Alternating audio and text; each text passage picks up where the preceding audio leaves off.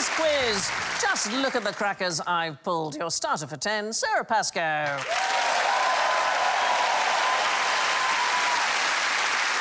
Come on down, Josh Widdicombe.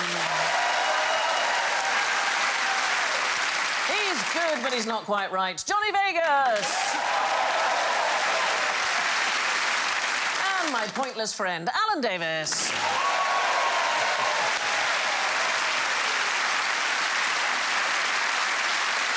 Let's hear their buzzers. Sarah goes.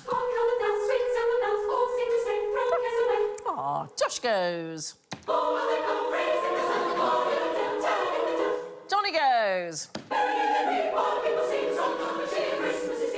And Alan goes. Merry Christmas, you filthy animal. Let's start with a little stocking filler, especially for Alan. 60% of the world's Christmas decorations are made in China, in a single town there. China gets the name from the Qin dynasty, which invented candles in about 200 BC. So, my seasonal starter is, what did the Qin make their candles from? Bear in mind, this is a present for you, Alan. This is an absolute gift, this. What did they make their candles from? Blue whales? Yes.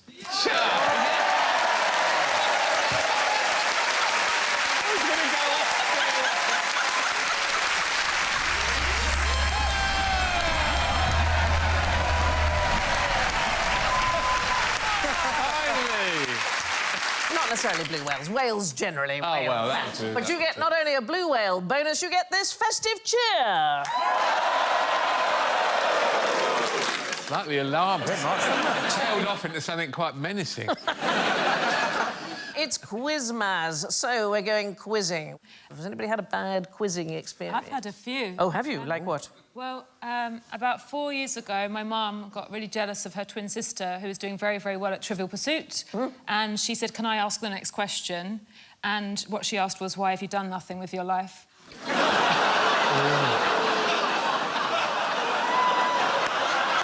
What category is that? Is that Wow. art and literature?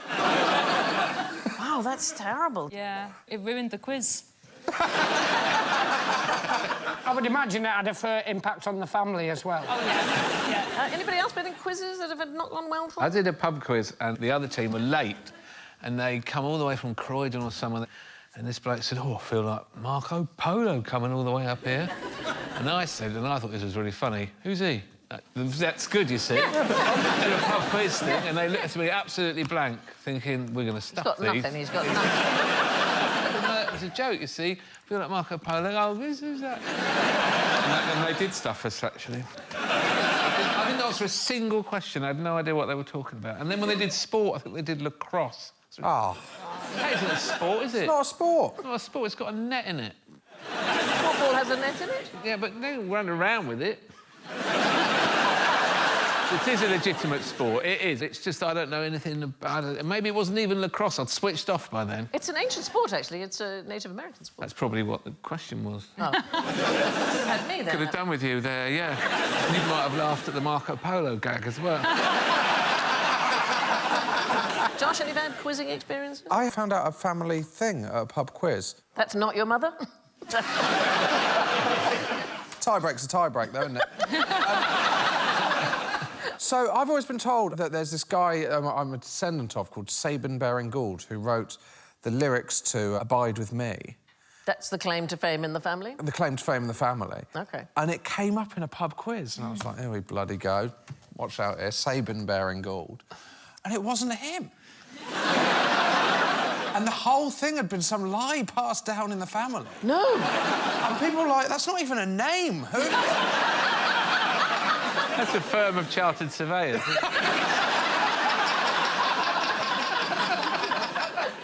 don't know that the biggest shock in a family is you discover you're not related to the person who wrote Abide With Me. Every FA Cup final day ruins now. I used to host a quiz. Right. I worked at a pub.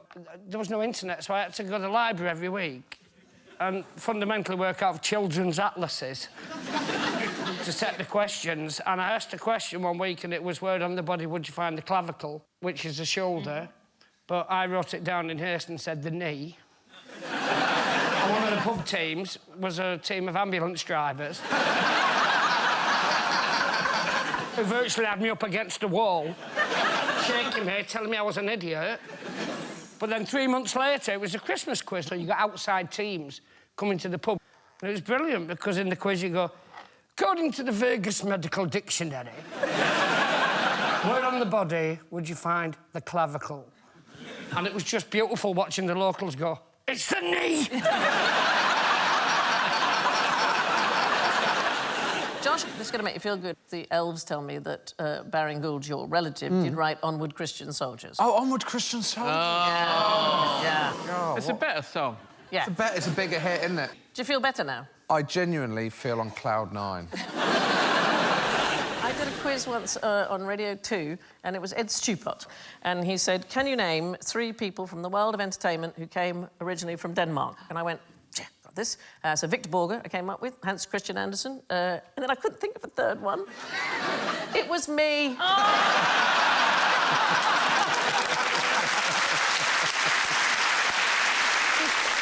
In A Month of Madness, we did the celebrity version of, you know, Family Fortunes. Worst mistake we ever made. Why? Name something you'd bite and not swallow. And my dad buzzed in and said, a towel.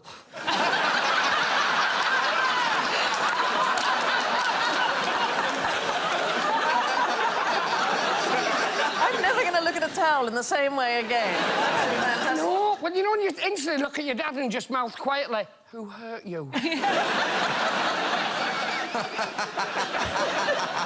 Well, the pub quiz is notorious for igniting furious rows about tiny quibbles, so we asked our Twitter followers to send us examples of petty quarrels at pub quizzes. So here are a few that they sent us. What is the act of eating outside called? Anybody? Picnic. Al fresco.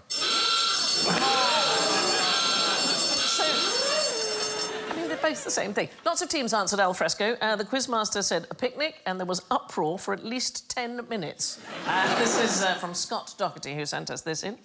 Here's another one. This is from Barker and Jones. What is the connection between the word murder and the horse Red Rum? Red rum is murder backwards.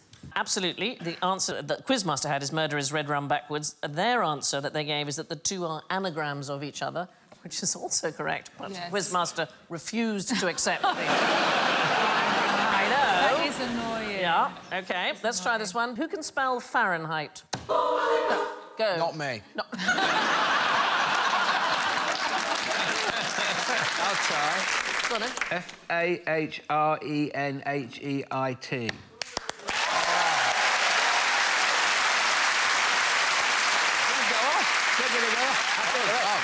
So, a gentleman called Sea Spaniel once had an argument about how it's spelt. He is here with us in the audience. There he is, right there. Now, how did you settle how it was actually spelt? I contacted Leiden University and asked them to get hold of an original copy of Fahrenheit's signature. Do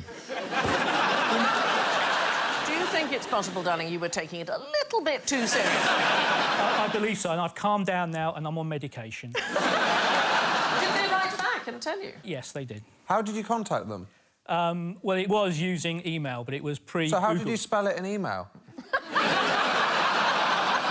the guy who wasn't Celsius? That's...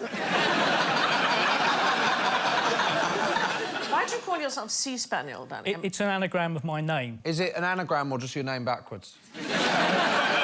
Could be both. OK. Well, thank you very much for coming in. That's fantastic. Right, origin of the word quiz, anybody know?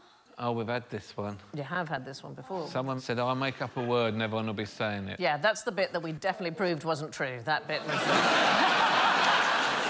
The truth is, we don't know. In the late 18th century, it meant an odd or eccentric person. But there was also a thing called a quizzing glass, which is a marvellous thing. It's a magnifying glass, and it used to be worn on a chain around the neck, and you held it up to look closely at things. But in the mid-18th century, quizzing was mocking somebody by examining them closely with a quizzing glass, became quite the thing. So you all have one. You mock them them out. by looking at them? Yeah, so it was used as a sort of Oh, is that what you're wearing? Oh. So the king of dealing with a quizzing glass was a man called Beau Brummel in the 18th century. It was said he could destroy a person's social standing altogether by just using his quizzing glass like this. I mean, he was an amazing guy. In his heyday, it took him 5 hours to get dressed. Very like yourself, Johnny. It's very similar. 5 hours? I think it's so rude of someone who takes that long to get dressed to then insult other people with his little glass. I don't like him. You don't like him? He polished his boots in champagne. He's said to have had 3 different hairdressers for different parts of his head. So a bit for the front, bit for the back, bit for the sides. He is said to have... Between them, they've really fucked it up. He was quite a piece of work. He once caught a chill and he blamed his valet for forcing him to enter a room containing a damp stranger.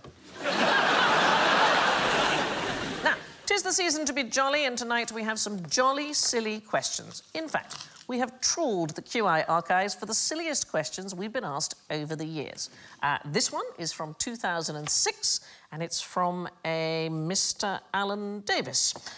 Alan, this is the question that you asked in 2006. Perhaps you would read it out. If you went up into space with a mouse and an elephant, would they both become weightless at the same time? Right, so there is you in 2006 asking this question. I forgot that you were in the Wonder stuff.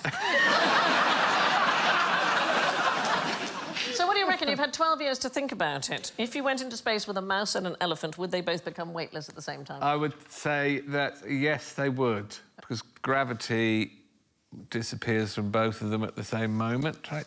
Yeah, if there's no gravity, you weigh nothing, so it doesn't matter how big or small you are. Yeah, but the elephant would be so afraid of the mouse, maybe he jumps. Elephants can't jump, did you know that? Don't mess with his It's science. one of the reasons why they're afraid of mice. Because they can't... Alan, if only the elephant had the foresight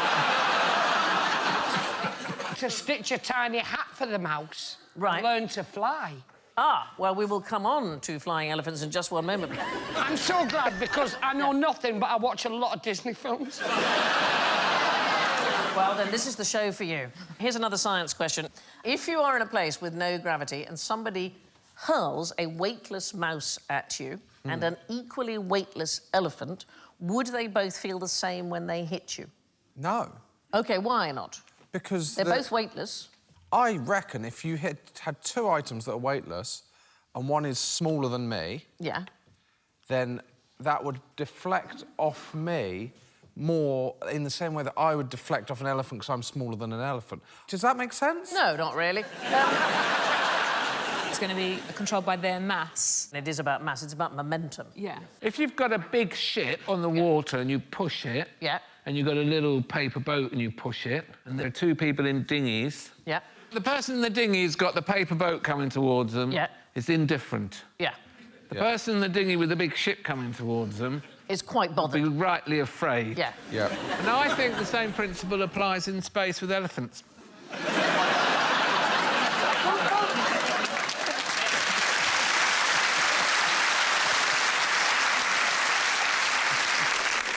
I love this show. I go home and I don't sleep for weeks afterwards. How many species of elephant are there today? 2. 3. There are 3. There is the Asian elephant. Got it back. Grabbed it straight back. There's the Asian elephant. It's harder than it looks.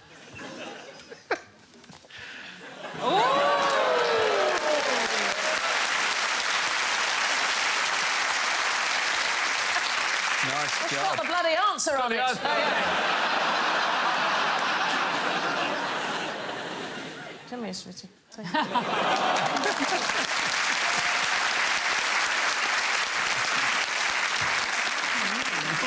Call them trainers.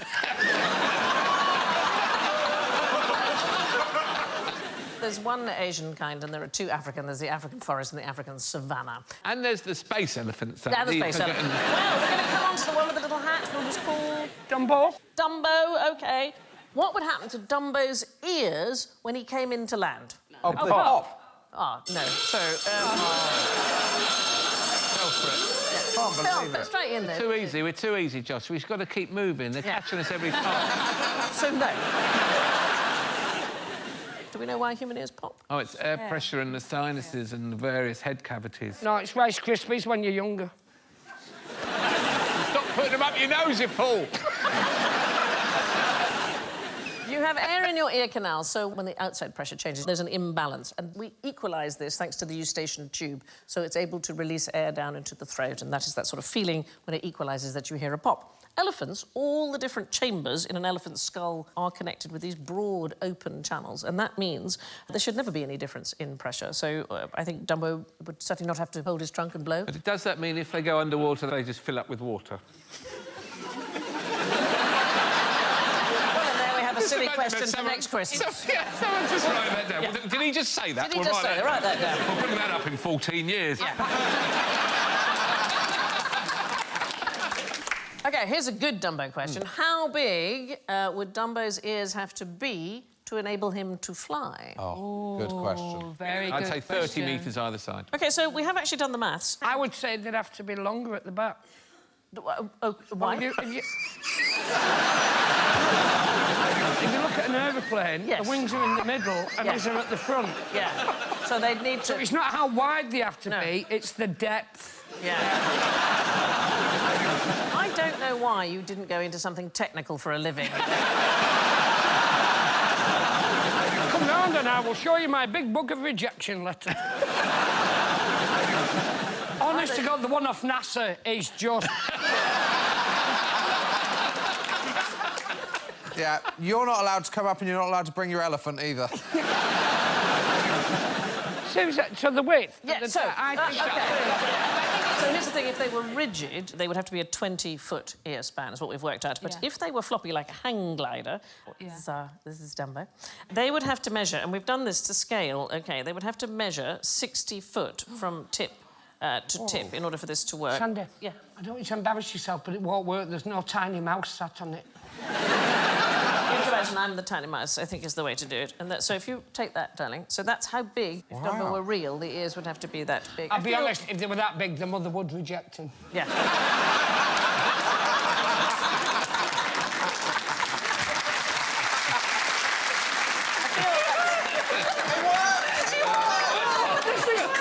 No, it's Christmas! I was being a silly Billy. Honest to God, I've never, ever presented this show looking at an elephant's arse. It's the weirdest thing. Right, time for a sing-song. Christmas is often a time when you're given the gift of a book, and I was given one called Should I Stay or Should I Go? By James Ball, which poses some interesting questions raised in songs. Hopefully we can sort a few of them out. Have a listen to this. How much is that doggy in the window? OK, so how much would a puppy under 6 months old actually cost from a pet shop in the UK? 400. Oh, sorry. Oh, no, sorry. No. I said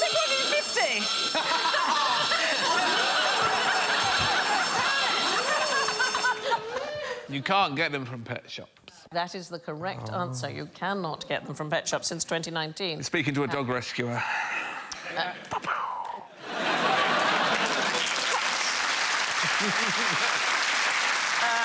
You can only get them now from breeders or authorised rehoming centres. The rules changed in 2019. There has to be a licensed breeder, and you must ask to see the mother. Yes, you must see the mother. Anyone's mother. Would you like to go out with me? I want to see your mother. Let's have another question from a song. Why do birds suddenly appear? Is it a feeding thing? It is to do with feeding, darling. Birds are able to distinguish rather subtle changes in air pressure. And they may know that a storm is coming and they want to feed as quickly as possible before the weather changes. That's what it is. So it's to do with that. My dad lives in Australia, and he had grapes outside of his house in Adelaide, and all of these birds, it was like they just had chatted to each other. They just turned up all at once and ate everything in 2 minutes and went away. Wow. Why is it that we never see baby pigeons? What do you think the reason is? They're invisible till they're 6 months old. They mature quicker than most species, and they tend to stay in the nest until they're fully fledged. Yeah. And the fact is, honestly, we don't really see baby birds of any kind, really. We'll see ducks and so on, but mostly we don't see baby birds anywhere. The way you can tell a baby pigeon, occasionally you see them in the street, and the adults have red, orange eyes. You can see the adult there, and the babies still have dark eyes, so that is one of the ways in which you could tell. They love it. They're pretty, the babies, aren't they? Yeah, you'd have to be a mother to love that, wouldn't you? My dad used to race pigeons when I was a kid. Did he win? We're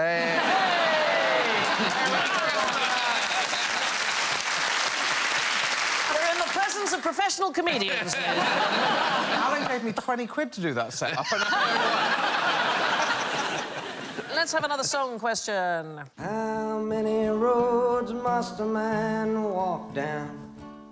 OK, so my question is, how much road should a boy walk down before he becomes a man? Oh, in terms of ageing? Well, let's try and just work out how many miles. Between your 5th and your 18th birthday, so that it makes you a man. How many roads? 8,000 roads. 8,000 roads? I'm going to say 25,000 roads. I'm going to go 100 miles a year, and it's 13 years, 1,300 miles. OK, it is... It's not enough, it's not No, enough. it's going to make a very, very fat person. You're telling me that I'm a beast because I walked on the pavement instead of the road? No. So they reckon on average a boy ought to walk 15,000 steps per day. That's 35,500 miles between their 5th and their 18th birthday. So there are just under 250,000 miles of road in the UK. So the answer to Bob Dylan's question for the British man is you should aim to walk down 1/7 of all British roads by the time you are 18.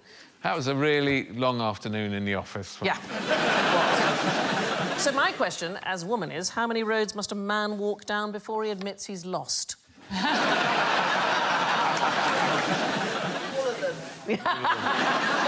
It says all of them. Only 6% of men surveyed said they would ask for directions or consult a map after realising they're lost. The average man drives an extra 900 miles while lost.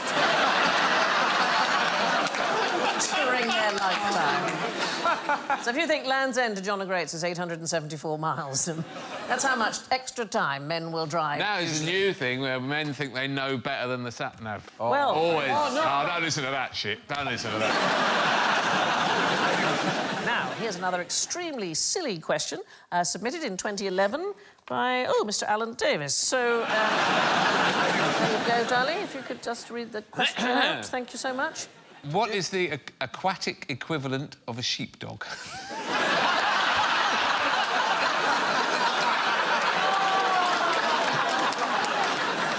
Any ideas? Well, the closest has got to be a dolphin. You're right. From about 1840 to 1930, off the coast of Eden in New South Wales, there was a pod of orcas, such a type of dolphin, and they were recorded herding whales towards fishermen, and they were rewarded with the tongues and lips of the whale. It became known as the law of the tongue.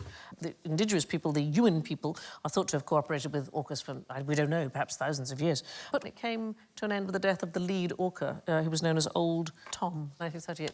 But Laguna in southern Brazil, there's a group of bottlenose dolphins, and they have been collaborating with local fishermen to herd fish since at least 1847.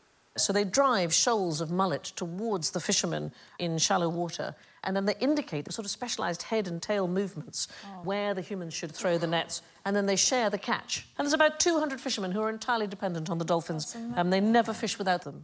And it seems to be a single group of dolphins. About 20 of them. Yeah. And it rather suggests it's been handed down, as it were, in the family, exactly as it has for the fishermen. And there's also dogs that herd fish. They're called Portuguese water dogs, and they've been used for this purpose for absolutely centuries. The Portuguese call them Portuguese fishing dogs. That's a good photo, isn't it? Isn't it beautiful?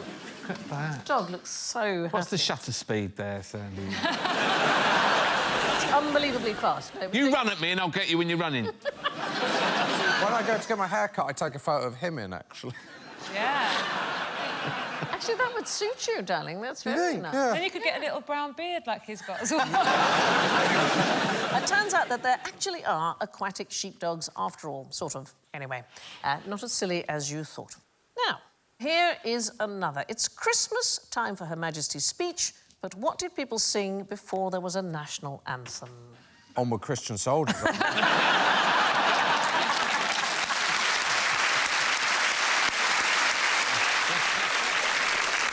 Anybody know? God Save the King, when does that come from? I imagine it's Victorian. I don't think that God Save the King started in Victorian times. Because No. That... No. That's a very good point. Wouldn't it be Rule Britannia? Well, they're performed publicly in the same year. So God Save the King it was, first publicly performed in 1745. It was the band at the Theatre Royal Drury Lane, and it was played nightly. It was a sort of defiant response to the Jacobite victory at the Battle of Preston Pan. But there is a third patriotic song which is much older, used to be more popular than either of those things. It was called Britain's Strike Home. It was written by Henry Purcell in 1695 for a production of a play about... I don't know what we say anymore. Did we say Boudicca? Yeah, Boudicca. Boudicca is the way forward. We still say Boadicea in Essex, where she lived.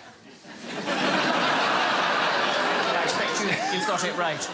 It was sung by a druid to whip up resistance against the Romans, and it used to be hugely popular, this song. The entire House of Commons sang it spontaneously in 1797 when war was declared by Pitt. It was played on board ship during the Battle of Trafalgar. The last recorded instance of it being played as a sort of patriotic rallying cry is December 1914. But it's since fallen out of public consciousness, so we've got a quick version performed by the Academy of Ancient Music. Have a listen to this. Britons strike home, revenge, revenge on country's wrongs. Fight, fight and record, fight, fight and record yourselves in Druid songs. Do you like it? You come from a composing family. In terms of kind of patriotic songs... Yeah. I prefer Three Lions. I suspect it was written in the kebab house. 3 in the morning. Fight! Fight! OK, so we are all going to sing... here we go.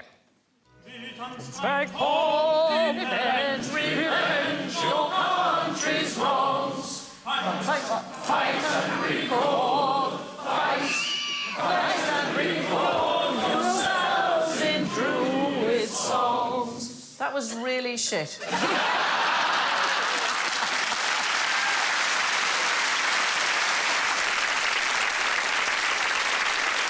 It felt like dinner at Nigel Farage's house.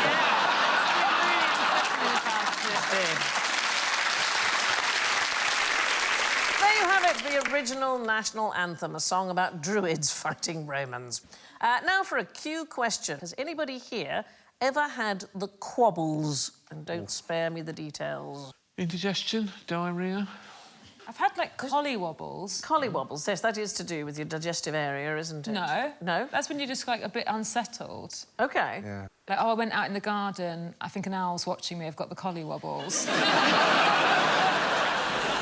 Like, I feel his eyes on me, like, it's not hooting. Yeah, but I think it's there. He's looking at me, but his body's facing the wrong way, but his head's coming right round. What might it do to you if it's watching you? It might think I'm a shrew or something, I don't know.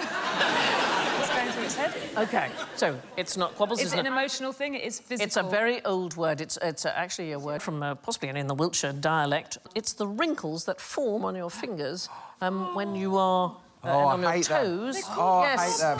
Why do you hate them? Oh, when you rub them against each other, they kind of... Oh, my God, I hate that. Now, why do you think we have them? Do you know what the reason is? Is it for grip? Yeah, well, we don't know, but it's possible that is one of the suggestions, that it's a sort of evolutionary adaptation because you had to handle objects quite often with wet hands, and it helps drain water away from the fingers so you get a better grip. It's not simply because your skin is saturated, because you would have it all over, wouldn't you? Yeah. It is very useful for doctors as a diagnostic tool, particularly on an unconscious patient, because you might suspect damage to the autonomic nervous system, like your breathing and your digestion and your heartbeat and so on, if you wet the hand and you can see which bits wrinkle. Elephants have permanently quabbled skin. Anybody know why? They're always in the bath. When humans appear, they jump out the bath. They're quabbled from head to toe.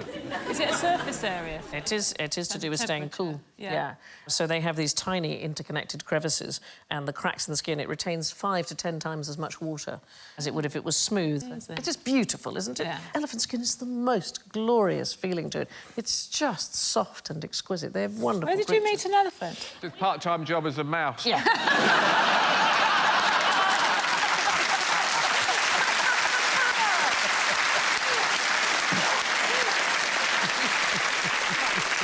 Which brings brings us to the Quizmasy quagmire of quandaries, which is our Quizmas general ignorance. Fingers on buzzers, please. How many months of the year does it snow in Britain? Yep. All of them. Is the correct answer. Whoa!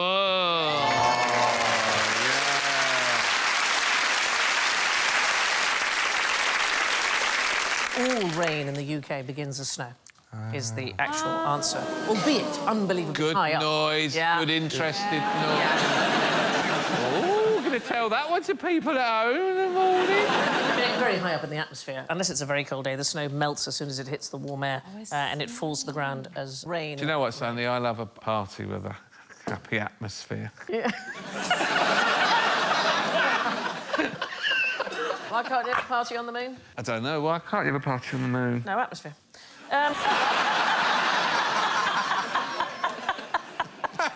Most British rain is caused by something called the Bergeron-Findeisen process. So the tops of the clouds are made of a mix of ice crystals and supercooled water droplets. So that's water which is below freezing point but has not frozen. And the liquid water clumps around the ice crystals and forms snowflakes. Below freezing point, but it hasn't frozen. It hasn't actually frozen. Yeah. I know. It is perfectly possible. And they should be stoned. They when we get information like that. They form snowflakes which grow until they're heavy enough to fall out of the cloud. So in Britain and other temperate climates, nearly all of the rain which we get starts as snow. That's amazing. So you start as snow and you drift in a bit, drift in, and then you think, oh, I'm turning. I'm turning, I'm turning. into rain. Woo! And so you're That's exactly what it's like, just like that. Why is ice slippery? Oh, good question. It's the watery bit on top of the ice. Oh, yeah. Does that sound right? Well, I think you should probably ask Sandy rather than me. When your foot goes down, it melts the top bit of the ice. Don't ever look at me again when you're answering a question. We're not in this together. It's an old theory that it used to melt when you stepped on it, or that by stepping on the ice somehow... She's just really yanked him hard. Yeah, She's got a lot of life insurance. There was a theory that if you stepped on the ice, the pressure you exerted melted the top layer, and this water is then what you slid on. You'd have to be stupid to think that. But the pressure would need to be extreme. We've been talking about elephants. If you put an elephant in high heels, you still could not exert enough pressure to make that happen. Also, I think you'd be locked up. I'd like to see an elephant in high heels, eh? Yeah, but would you put it in two pairs of high heels or just two? Like, do you want to make it sexy or is it an experiment?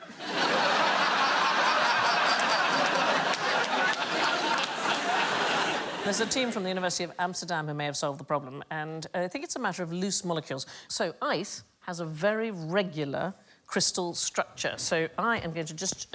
you're going to get this, Johnny, and you're going to enjoy it. A little bit of science, OK? So the ice that's down at the bottom is each bit... Here's a molecule of ice, OK? Yeah. And it is attached... Can you see that? To three. It's got three different things that it's attached to. When you say ice, what you're looking at there are mice.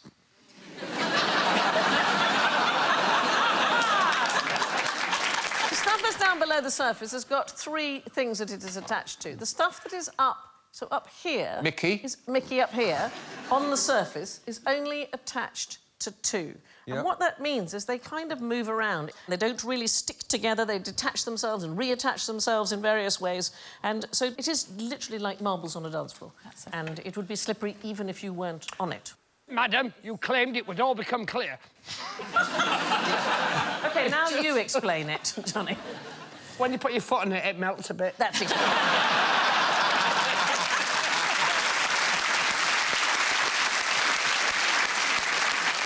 Alan, I'm back in your camp. Yeah, I feel my work here is done. Name an animal that you should leave a carrot out for. Is it a reindeer? Oh, no. Is it a spooky garden owl? It is a spooky garden owl. No. It's not a rabbit, is it a hedgehog? Did you say rabbit? Hedgehog. Hedgehog, no. Should he have said rabbit? Is it rabbit? So, bad news for children who leave carrots out for Rudolph. Reindeers find it hard to eat carrots. They don't have incisor teeth on the upper jaw, so they never evolved to eat them because it's not a foodstuff they would find in the wild at all. Have you heard about the carrot swindle? Do you know about the carrot swindle? I know about the carrot swindle. When you go to your self-serve checkout, everything you put on for whey, you just press carrots. Really? Yeah. What, so you'd be like buying an anvil and you'd press carrot? Yeah, so you put down, what's an expensive vegetable? Prosecco.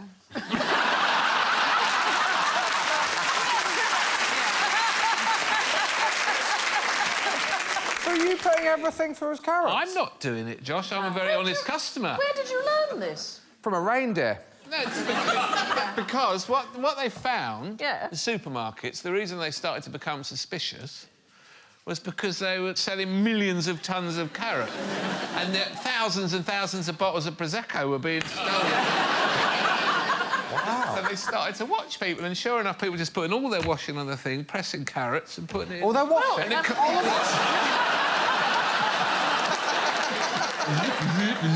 people are putting all their shopping on the thing, pressing carrots, and they've got 6 bags, they paid 12 quid. Theft from self-service tills has doubled in the last 4 years, so you should not put this information out. I'm doing it for Sainsbury's. Yeah. Yes. But, Alan, when you put your washing on, what should you press?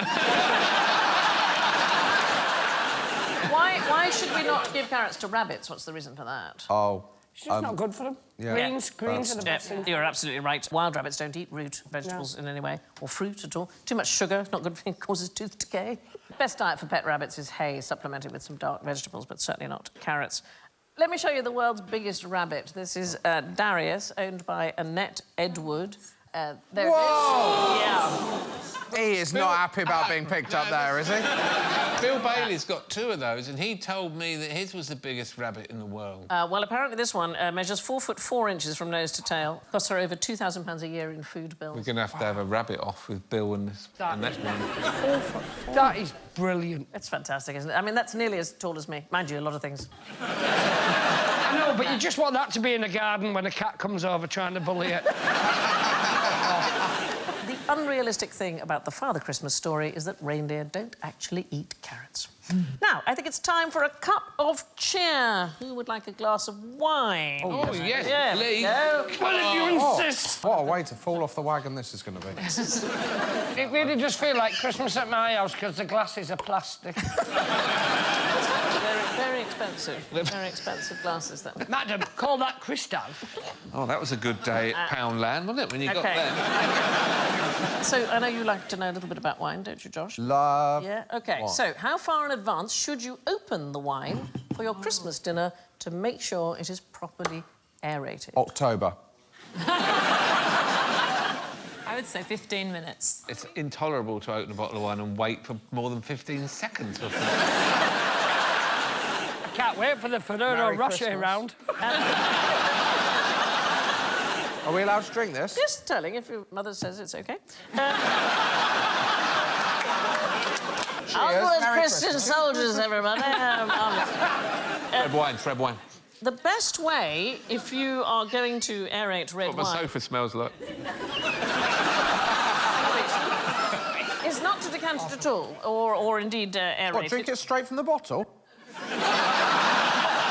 You honestly might as well, is the truth of it. But if you really and truly wanted to aerate it, what you need to do is to put it in a blender, or do what I've done here, which is I've poured out a bit of the wine, put the cork back in and give it a jolly good shake. But just leaving it open for an hour or putting it in a decanter or something is actually pointless, frankly. I like the idea of using your NutriBullet the next morning. It's like, taste of Well. wine.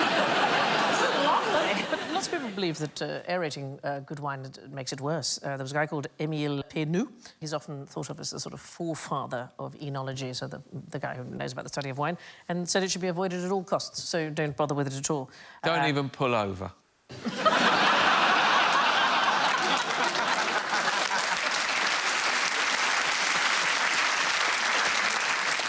Don't ruin that at all. Now, with all the drinking we'll be doing this Christmas, we're all going to have stacks of glasses and cups. So who fancies a Christmas cup stacking contest? Oh, Shall we yes, do this? Yes, please. OK, so take out your stack of cups. Yep. And what you need to do is you need 3 cups here, and 3 cups here, and 6 cups in the middle. OK? Have I got a child lock on my cups? Have you done it? Yeah. OK, well done. So it's a proper sport. It's recognised by the American Amateur Athletics Union Junior Olympics. So here's what you have to do. You have to take the stack on the left and make 3, like this. Then you have to take the 6 in the middle and make them into a stack as well, like this. And then you have to make the stack of 3. So this is the shape that you should end up with. And once you've done that, in order to do it as a proper sport stacking contest, you then have to return it to how it was, but you have to start the same way and back like this, OK? Yep. So, are we going to have a competition? Yep. Oh See who can do this fastest? Yep. All right. This is so exciting. So, start on the... Josh, darling, start on the left. Yeah, OK, very good. A stack of 3, a stack of 6, a stack of 3. OK. Ready, steady, go. 3 and a 6. I'm just going to do first. And then take them down again from the left to the right. Come out, it won't come out. Right. Josh!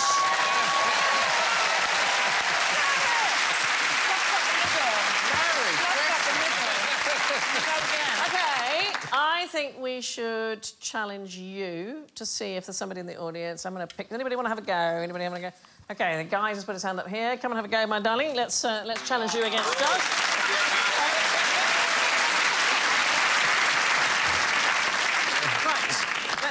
What's your name? Lee. Lee, this is Josh. I've got bad news for you, Lee. You're about to get your arse handed to you. OK. Both put your hands on the board before you start. OK, are you ready? Not ready. Go. Whoa, what's going on, Lee? Whoa!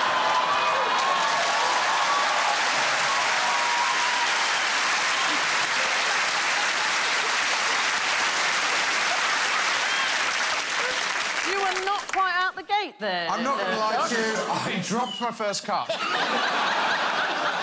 Otherwise, I thought we were pretty well matched. Best of 3? OK, put your hands on the mat, so no cheating. Do you think that's going to make a difference? I do. Ready? Go.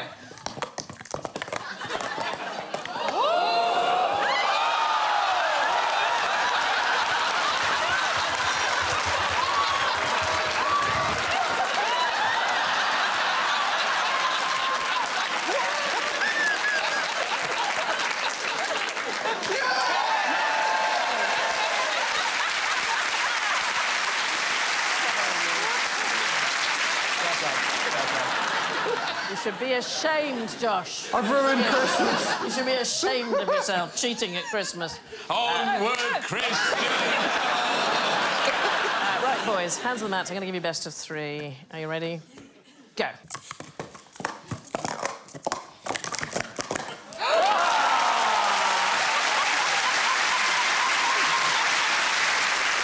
Ladies and gentlemen, British champion stacker, Lee Norton.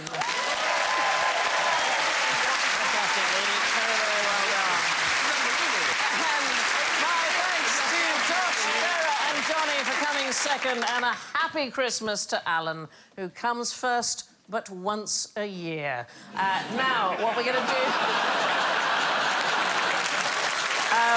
we are all going to sing Merry Quizmas and a Happy Q Year. Here we go! 2, 3. We wish you a Merry Christmas. We